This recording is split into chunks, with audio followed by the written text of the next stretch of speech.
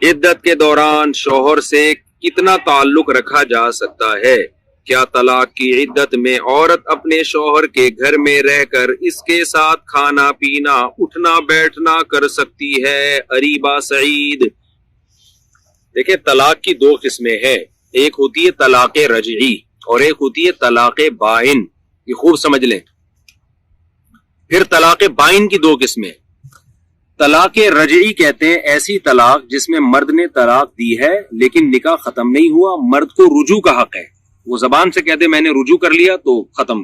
دوبارہ وہ میاں بیوی کی طرح پہلے بھی تھے لیکن اب وہ طلاق کا جو اثر ہے وہ بھی ختم ہو جائے گا۔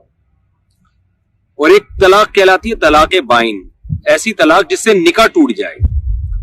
تو اگر مرد صریح لفظوں میں بیوی کو ایک یا دو طلاقیں دیتا ہے، انگلش میں کہہ دیتا ہے میں تمہیں ڈیورس دے رہا ہوں، یا اردو میں کہہ دیتا ہے میری طرف سے تمہیں طلاق ہے، یا کوئی ایسا لفظ استعمال کرتا ہے جو طلاق کے علاوہ کسی اور معنی میں یوز ہی نہیں ہوتا، تو ایسے لفظ کے استعمال کرنے سے ایک دفعہ استعمال کیا تو ایک طلاق ہوگی، دو دفعہ استعمال کیا تو دو طلاقیں ہوگی،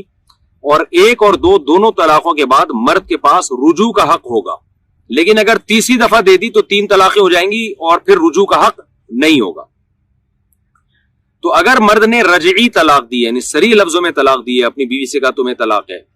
تو پھر میاں بیوی عدت کے دوران میاں سے تعلق رکھ سکتی ہے، میاں بیوی ایک برتن میں کھا سکتے ہیں، ایک بستر پہ سو سکتے ہیں۔ مرد اگر بیوی سے ہم بستری کر لے گا تو کوئی گناہ نہیں ہوگا، ہاں یہ ضرور ہوگا کہ وہ طلاق ختم ہو جائے گی، یعنی اس کا اثر ختم ہو جائے گا اور اب عدت کے بعد ان کا نکاح ختم نہیں ہوگا۔ ہاں طلاق کا جو عدد ہے نا، طلاق کا لفظ ہے، وہ کالعدم نہیں ہوگا۔ زندگی میں کبھی بھی مرد نے دوسری طلاق دی تو دوسری طلاق کاؤنٹ ہوگی، پہلی کاؤنٹ نہیں ہوگی کہ پہلی تو دے چکا ہے وہ۔ تو طلاق رجعی کے بعد میاں بیوی کھا پی بھی سکتے ہیں، ایک ساتھ رہ بھی سکتے ہیں، اور بلکہ شریعت عورت کو کہتی ہے کہ عورت کو چاہیے کہ مرد کو اپنی طرف مائل کرے تاکہ ان کا نکاح ختم نہ ہو اور مرد رجوع کر لے، عورت زینت اختیار کرے شوہر کو اپنی طرف مائل کرنے کے لیے تاکہ مرد کسی بہانے رجوع کر لے اور ان کا نکاح ختم نہ ہو۔ طلاق رجعی کے بعد عدت کے دوران مرد نے رجوع نہیں کیا، نہ زبان سے کیا، نہ کوئی فزیکل ریلیشن بیوی سے کیا، اور 3 مینسز عورت کے گزر گئے، تو پھر جو یہ رجعی طلاق ہے یہی بائن بن جاتی ہے۔ بائن کا مطلب وہ طلاق جس میں نکاح ختم ہو گیا، تو نکاح ختم ہو جائے گا پھر۔ یہ تو میں نے طلاق رجعی کا بتایا۔ دوسری طلاق ہوتی ہے طلاق بائن۔ طلاق بائن کا مطلب یہ ہوتا ہے کہ آپ نے کسی ایسے لفظ سے بیوی کو طلاق دی ہے کہ جس سے نکاح ٹوٹ گیا اسی ٹائم پہ۔ جیسے آپ نے بیوی سے کہہ دیا آج سے تمہارا میرا نکاح ختم، اور نیت آپ کی طلاق ہی کی تھی، ظاہر ہے اس میں اور کیا، یعنی تمہارا میرا نکاح ختم ہو گیا، یا گول مول الفاظ سے طلاق دی، اس میں شوہر کی نیت طلاق کی تھی، تو جب نیت ضروری ہو تو پھر اس سے طلاق جو ہوتی ہے وہ بائن ہوتی ہے۔ بائن کا مطلب نکاح ان کا ختم ہو گیا۔ اب بائن کی پھر دو قسمیں، اگر 3 طلاقیں دی ہیں تو یہ ایسی بائن طلاق ہے نکاح بھی ختم ہو گیا اور اب میاں بیوی دوبارہ نکاح بھی نہیں کر سکتے جب تک عورت کہیں اور شادی نہ کرے۔ لیکن اگر 3 طلاقیں نہیں دی ہیں، 1 یا 2 بائن طلاقیں دی ہیں، تو اس میں ان دونوں کا عدت کے دوران نکاح دوبارہ ہو سکتا ہے، اور بغیر کسی، یعنی یہ ضروری نہیں ہے کہ عورت کہیں اور پہلے نکاح کرے۔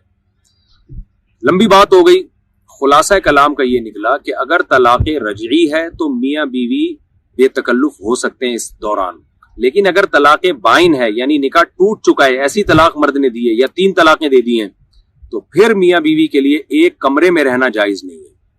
اور عورت شوہر سے پردہ کرے گی، ایک ساتھ کھانا پینا جائز نہیں ہے، ایک روم میں دونوں سو نہیں سکتے، وجہ اس کی ہے کہ نکاح ان کا ٹوٹ چکا ہے۔ عورت عدت شوہر کے گھر میں ہی گزارتی ہے، شوہر کا کام ہے اس کا نان نفقہ دینا، اور اس کے حقوق جب تک عدت پوری نہیں ہو جاتی ایسے ہی اٹھانا جیسے شادی سے پہلے اٹھا سکتا تھا، لیکن چونکہ نامحرم بن چکی ہے لہذا میاں بیوی ایسی صورت میں ایک دوسرے سے بے تکلف نہیں ہو سکتے، ایک برتن میں کھانا نہیں کھا سکتے، ایک کمرے میں اکٹھے سو نہیں سکتے۔ اچھا بھائی،